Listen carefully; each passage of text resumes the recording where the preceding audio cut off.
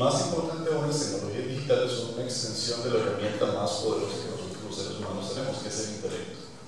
Entonces, teniendo esas dos condiciones como premisas, nuestra labor en el Ministerio de Ciencia y Tecnología es actuar en tres formas. Primero, cómo potenciar capital humano para que esto sea posible. Segundo, cómo hacer la catálisis entre la industria, la academia y la necesidad del sector social, lo cual conlleva un conjunto de condiciones y un conjunto de acciones que deben ser medidas con respecto a lo que la evidencia nos dice. Por eso es que estos informes que vimos hoy son esenciales, porque debemos actuar con respecto a la evidencia de lo que se juega. Y el tercer elemento, que es tal vez el más importante, es dentro de la agenda social digital, para que este capital humano de alta tecnología nos permita aspirar a un país en las mejores líneas, tal como lo hizo Finlandia o Suecia, basado en capital intelectual. Debemos tener una sociedad que es basada en la sociedad de la información. Entonces, con respecto a la inclusión de telecomunicaciones, bueno, hay una integración que ya hemos visto. Las telecomunicaciones más los dispositivos evidentemente no son la clave. La clave de esto es el contenido. Y por eso muchos de nuestros proyectos, incluyendo el proyecto CESI 2.0, que fue rediseñado pensando en el contenido y pensando en lo que la tecnología habilita, y otros proyectos, por ejemplo, de diseño de política pública que estamos retomando, tienen que ir en esa línea. Nosotros como órgano rector necesitamos empezar a tomar una postura, tal como el nombre nos dice, Ciencia, Tecnología y Telecomunicaciones, una postura científica y basada en la información que nos deje tomar decisiones aceptadas. El reto no es fácil, porque la tecnología es transversal a todos los sistemas. Lo vemos en gobierno digital, lo vemos en telecomunicaciones, lo vemos en el sector agrícola, lo vemos en el sector de producción industrial. Sin embargo, si no hacemos esta tarea, la cual hemos empezado a hacer ya de una manera mucho más proactiva, y ahora con el caso de telecomunicaciones al lado, creo que es como la dirección principal. Quisiera pasar de acá con el compañero. ¿En qué momento estos juegos, esta interactividad, esta conexión para hacer juegos nos va a permitir aprender de otra manera?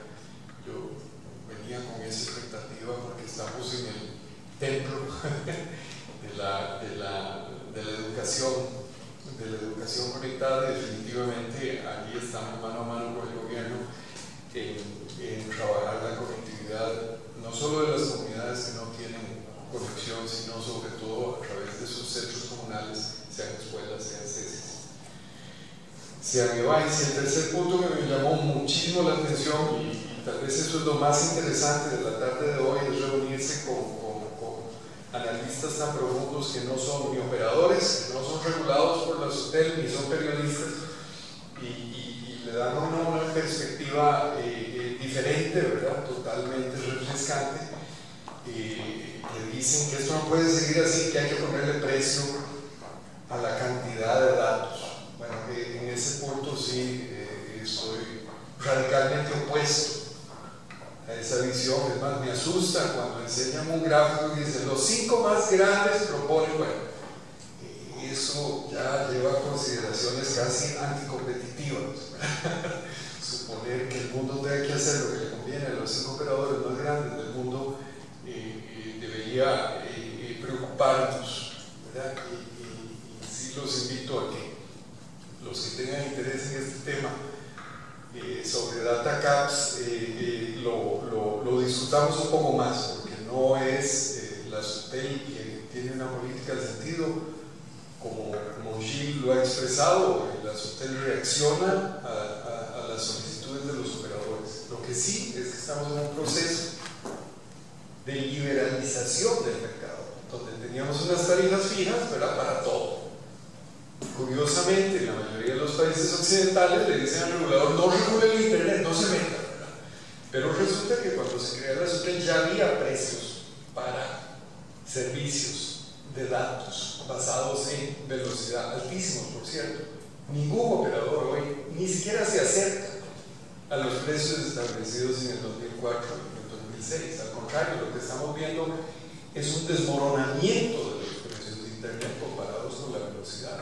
Entonces, desde el punto de vista de lo que está sucediendo en el mercado, si Gilles recuenta qué precios estaban cobrando por los datos de hace 3 años, qué precios están cobrando ahora y qué precios está cobrando el ICE por la misma velocidad contra Claro, el datos móviles, Yo lo único que veo son precios bajando, ¿verdad? Y no veo necesidad de intervención. De hecho, el único acuerdo que ha habido dentro del Consejo es justamente si yo puedo vender minutos por adelantado, una transacción por adelantado de una cierta cantidad, ¿por qué no puedo vender datos por adelantado? ¿No? Es por una pura simetría del concepto de prepago que se desarrolló antes de que existieran los servicios de datos, que nos vimos en la obligación de aceptar esa parte, ¿verdad? Pero en realidad los operadores llegaron con otra política, no es dame precios de datos, no, mira, es que hay un 5% de la gente que baja más de lo que yo quiero que ellos bajen. Pero el problema es que esa gente está bajando algo que no es un producto que ofrecen los operadores. En este mercado tenemos que empezar a pensar en tres grupos. Está el usuario, está el operador de las redes y está el proveedor de contenidos. Y que yo baje datos depende menos del operador de red, que es Google o Netflix o Facebook.